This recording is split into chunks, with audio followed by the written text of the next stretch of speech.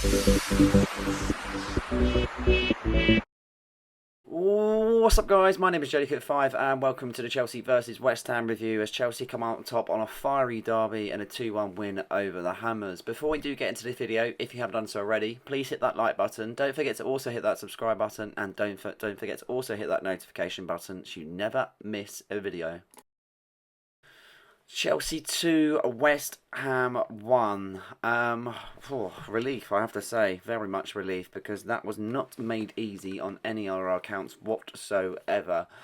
Chelsea moved back into the top 4 after the 2-1 win over London Rolls. West Ham, as Graham Potter made his first return to Stamford Bridge after being sacked a few years ago. First half was really slow, in fairness. We had a few chances. Madueke had one moment where he curled one just wide of the post. Fernandez had one moment where he was played in and realistically should score it. And then probably the best probably of that half for ourselves in terms of being as close as we possibly can to the goal, I guess, was the free kick. Ariola had it covered, but he still kind of made it hard for him. I guess he still had to kind of stretch into that kind of area of the goal. And then as the first half was closing out, Levi Colwill's poor back pass was intercepted by Jared Bowen. He kept his cool, he slid it past Philip Jorgensen, and he managed to put the Hammers 1-0 up just before half time. We did put a lot of pressure on to be able to kind of claw ourselves back, you could feel like, before the second half, but it wasn't to be. Come out second half and it was just kind of same old, same old. You could see that West Ham had a game plan and they really kind of did well in terms of executing what they wanted to do today. Bearing in mind they was playing a three at the back system. I felt West Ham were really, really organised. I felt like when they received the ball, they was able to shift the play up really quickly and really pounce on the Chelsea defence. I felt like they were taking advantage of a lot of moments where we was able to kind of having to defend a lot in this scenario. Really was the case, but something that we haven't seen from Enzo Maresca's kind of management as a kind of manager for Chelsea is his substitutions being made early. He made 2 in the 52nd minute there with Pedro Neto coming on for Jadon Sancho and Mark Gui coming on for Nicolas Jackson. And then we have Malo Gusto come on the 61st minute for Reece James, and then Christopher Nkunku in the 61st minute for Noni Madueke. We were crying out for a change. It was quite clear. I mean, the substitutions that were made, I mean, Reece was okay on the right-hand side, but I felt like he was getting caught out a lot at that moment in time.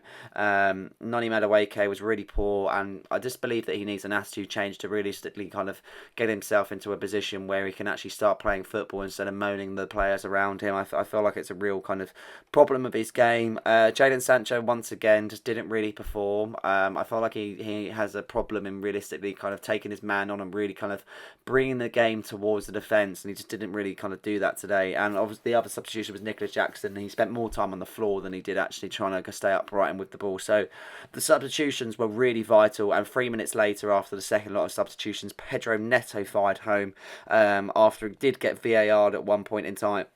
No one to say for the assist, as it was a rebounded effort. I mean, the ball was fumbling everywhere at that point in time. The VAR call was for Mark Gui. They was wondering if he took a touch, basically, from where the ball nodded onto Cucurella, where he first had the initial effort from the keeper, and it fumbled back out to Pedro Neto, where he fired it home, and that's what changed for ourselves. And 10 minutes later, up stepped Cole Palmer. It won't count his goal, but we'll count it. We'll count it. It looked to be like a cross into the box, in fairness. Didn't feel like there was any sort of intention of realistically getting that ball into the area. Well, there was an intention of getting the ball into the area, not actually scoring, but it seemed to be that it fell off of Wan-Bissaka and it kind of left Ariola a little bit kind of rooted at that moment in time, and we were 2-1 up. But before that, there was moments where Kudos went up the other end and hit the post from a header. West Ham, in terms of offensively, I thought they were really solid, and defensively, to be honest, I felt like we found it really hard to break down. It wasn't until we brought over the substitutions and you had players like Pedro Neto that were splitting the play on the right hand side to be able to realistically kind of make his way into the box. Thought Mark Gui had one moment where he didn't actually seem to touch the ball, and all of a sudden he just had injected a load of pace into that moment in time. The substitutions were clear to work, but I felt like we got lucky today. We really did. West Ham had plenty of chances to get themselves back into the game, and they had plenty of chances chances to realistically put it at 2-1 at their point at one point in time. Tosin Adebayo made a lovely block near to the end of the game also to be able to have it where we solidified the win. It's a big win. You do look at it and think, well, yes, West Ham are only 15th, so you should realistically be winning it. And yes, that's true. That is very, very true. But at the same time, we have had too many games this season where we should have won and we haven't. And the simple fact is that we was able to walk away today with 3 points, knowing that we've come back from a goal down.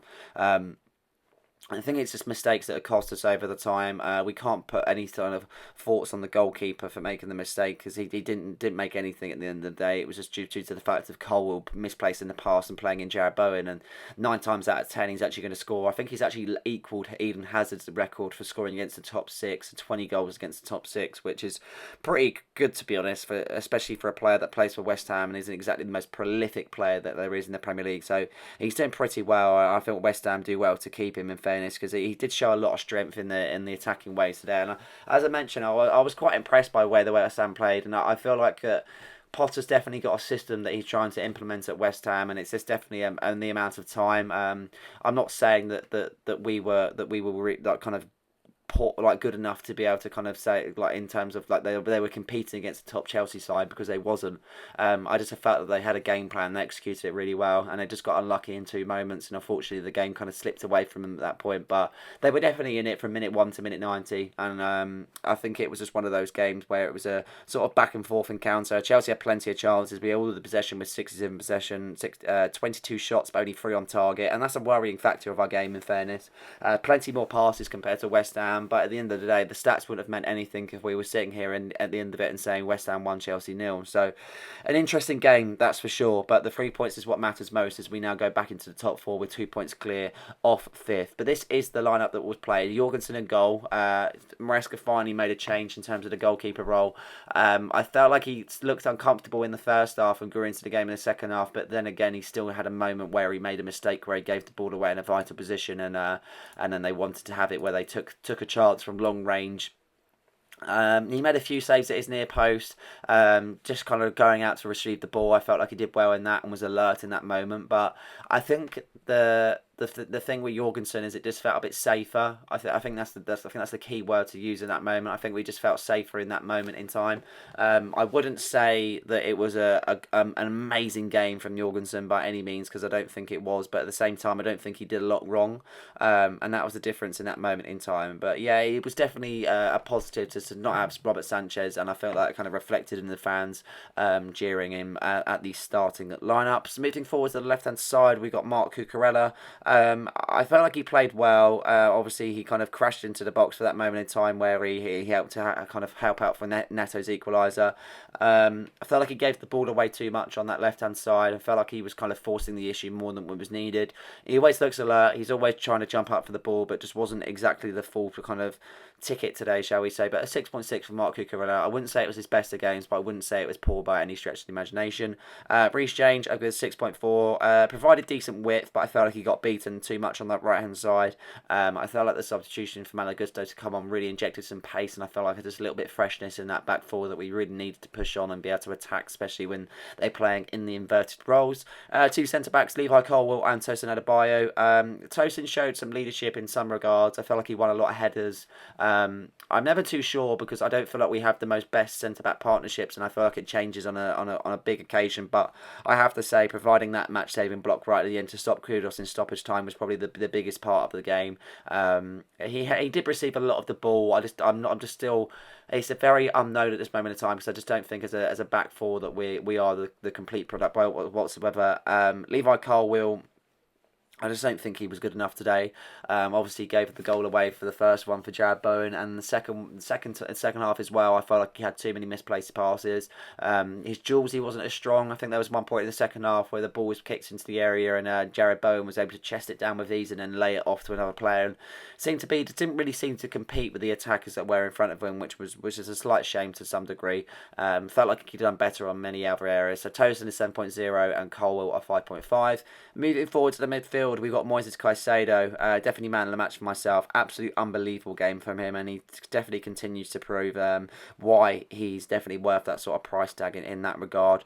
There were so many questions over at one point whether it was worth of doing so, but 100%, he's a man of the match today. His gaming numbers as well is pretty special, to be honest. 59 out of 60 passes completed, 10 final third entries, 7 duels won, 5 tackles, 3 accurate long balls, 2 times possession, 1 back, 1 chance created and 1 block. Pretty good in fairness. A 9.0 for Moises Caicedo. Did not put a foot wrong whatsoever, and he's definitely the heartbeat of that midfield, I have to say. Enzo Fernandez had one moment where he dived into a challenge really recklessly, and I thought potentially he could have been sent off at that moment in time, but not to be, luckily, as the referee didn't give it. His energy proved useful, and I felt like he did a lot of running and a lot of tracking back. Just wasn't the completed product, and definitely seen better performances from Enzo. So he's 6.5. Moving forward to the right hand side, Noni Madueke 6.0. Not good enough to play for Chelsea. Simple as. I don't need to comment any further. Don't think he's good enough. Never think he'll be good enough. His attitude absolutely stinks, and as I mentioned, if he wants to be better and he wants to improve, then he needs to be able to focus on his own game and stop worrying about others. Jadon Sancho, he just couldn't seem to realistically kind of get away from Wan-Bissaka, and I felt like Wan-Bissaka had him in his back pocket. Again, just tactically inept to be able to kind of go forward and realistically prove a kind of difference between himself and the defender. Don't think he can ever pick up the ball and really cause a problem, and that's the issue that we have. I think Jadon Sancho has definitely got it in the locker, but he's definitely not showing it in a Chelsea shirt so far, and I'm kind of questioning whether we should sign him in the summer, in fairness. Whether we do or not, that's another thing. Nicholas Jackson, 5.5, absolutely terrible. Spent more time on the floor than he did on the pitch, actually standing up.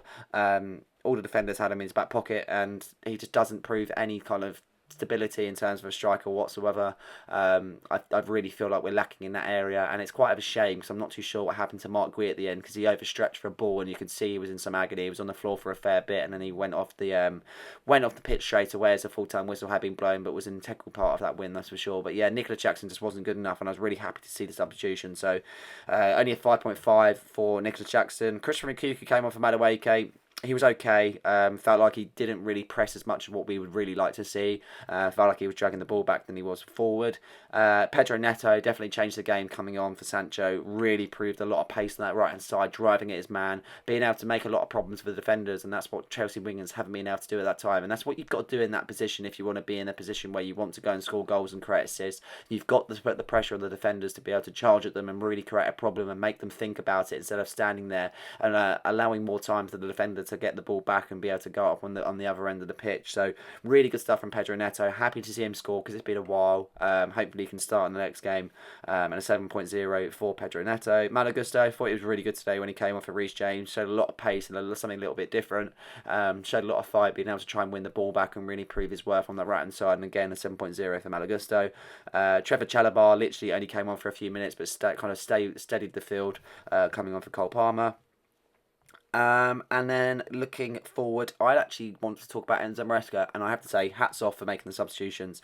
I feel like myself and many other fans have been quite quick to jump on the fact that he hasn't made substitutions over the times, and he's always been said about happy about the squad that he's got, but he doesn't use it, and today he did. I feel like he knew what the game needed, and it worked. So you can kind of say hats off to Maresca kind of changing it up. He saw early on in the second half it wasn't working. Didn't take him long to do so whatsoever. You think in the 51st minute he made a substitution. So he saw what he saw in 6 minutes in the second half, and he already wanted to make a change, and he knew the game was kind of slipping away from his grasp. So I have to say, in terms of game management, he did really well in that particular position, and I feel like it's a massive part of Maresca's game that has been lacking over time. So a big improvement made. So a big 3 points. Happy to say that we've come out on top. I wouldn't say the performance was complete by any stretch of the imagination, but if we get over the line and we get ourselves in a top 4 position for where we are at this moment in time, then there's not too many complaints to be had, in fairness. So yeah, a really, really good position to be in at this moment in time. FA Cup action on the weekend as we go to Brighton Hove Albion. That's going to be a really hard game.